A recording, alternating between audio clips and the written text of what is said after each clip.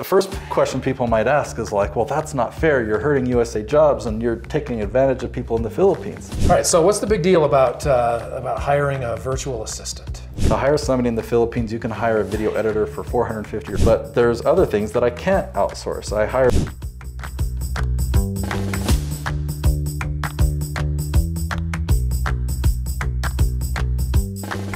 You're obviously, no, you're not. You don't outsource because you don't have jobs to outsource. So you're not an outsourcer at all, really. I mean, right? When I hear outsourcing, I think of a company that says, we have all these positions we need to fill, let's go overseas and find people. But you're not that. You're a guy who slowly but surely engaged contract employees overseas. So nothing's really been outsourced. You just happen to be using But as an industry, it's called outsourcing, okay, hiring people overseas. I like to nitpick in the interest of wasting time. All right, so what's the big deal about hiring a virtual assistant? Yeah, well, the biggest one, the obvious one you see up front is the cost. To hire an employee that's USA-based has a certain price point, and when you can hire somebody that's equally talented, that really needs the opportunity, and the price point is down here, it just makes a lot of sense. We're experiencing outsourcing all the time by the stores that we shop at. I mean, go to Walmart, pick any item off the shelf, and the reason it has such a low price is because things were manufactured all over the world and then delivered to the store that we have here. To make it more specific to my business, if I were to hire a video editor, you know, I might pay $3,000, $4,000, or $5,000 a month for a video editor, or a really good one, $10,000 a month, right? To hire somebody in the Philippines, you can hire a video editor for $450 or $500 a month. A really good one, let's experience $1,000 a month. So that's a pretty big deal. The first question people might ask is like, well, that's not fair. You're hurting USA jobs and you're taking advantage of people in the Philippines. And if you really look into it, it's a huge blessing for them in the Philippines because it's more money that they would be making otherwise, and it's better lifestyle. They get to work from their home. And when I've asked them point blank, I've said, people say that I'm taking advantage of you. What do you think? They tell me three things. They say it's a blessing, it's an opportunity, and they're grateful they don't have to commute.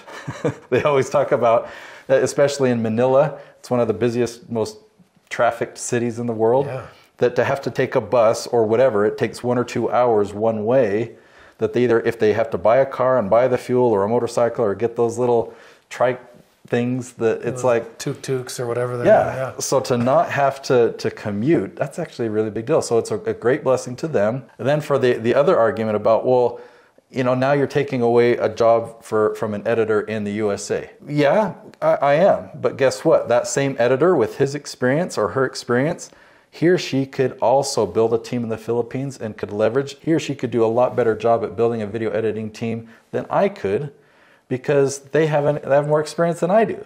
That makes sense? But they're just not willing to leverage it. Yeah, everyone has the same opportunity. It's like that's the position of entitlement. Well, I've got this training, therefore I'm entitled for you to hire me. But that's not what employers do. They don't create jobs because they want to provide employment.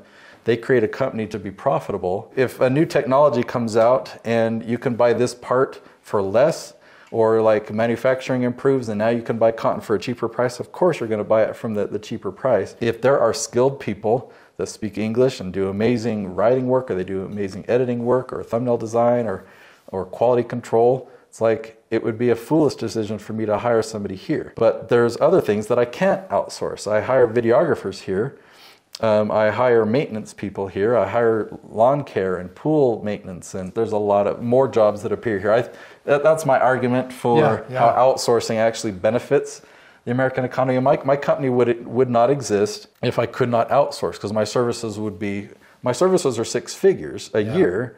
My services would have to be 7 figures a year to do what I do if I couldn't outsource. And think about all the businesses that I help. Those businesses are profitable and succeed because of the service that we provide.